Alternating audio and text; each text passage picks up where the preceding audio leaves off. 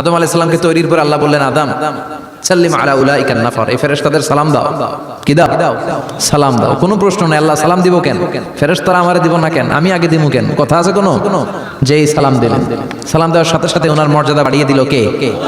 এত মর্যাদা বাড়ালেন যে নূরের ফেরেশতারা মাটির আদমকে সেজদা দিতে বাধ্য হয়েছে। চিৎকার করে বলেন ঠিক কিনা?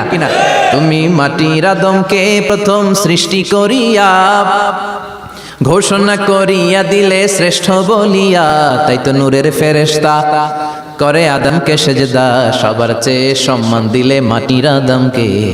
আল্লাহু আল্লাহু পড়েন, আল্লাহু আল্লাহু তুমি জাল্লে জালালুহু, শেষ করা তো যায় না গে তোমার গুণগান। আল্লাহু আল্লাহু সুবহানাল্লাহ পড়েন।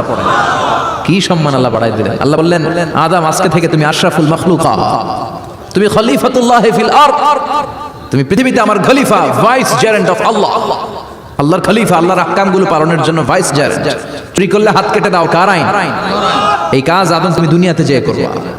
জিনা করলে ডেথ পেনাল্টি, হেড অফ, শিরোচ্ছেদ করে দাও, কার আইন? খলিফা হিসেবে মানুষ এসে করবে। মানুষকে আল্লাহ আশরাফুল মাখলুকাত বানিয়ে দিলেন, নিচু হয়েছে বড় বানিয়ে দিলেন। আর শয়তানের অবস্থা কি? শয়তানকে আল্লাহ বললেন সেজদা দে আদমকে। শয়তান যুক্তি দাঁড় করিয়েছে, খালাকতাহু মিন তিন খালাকতানি মিন নার ওয়া খালাকতাহু মিন তিন। আল্লাহ আপনি আমারে বানাইছেন আগুন দিয়া। কি দিয়া? আগুনের ধর্ম উপরের দিকে ওঠে আর মাটির ধর্ম সে নিচে পড়ে থাকে, আমি কেন সেজদা দেব? শয়তানকে চিরকালের জন্য ইবলিস মালউন, অভিশপ্ত আর জাহান্নামী হিসেবে ঘোষণা দিয়ে দিল কে? এজন্য আপনি ছোট থাকতে চাইবেন, আপনারা বড় বানাবে কে?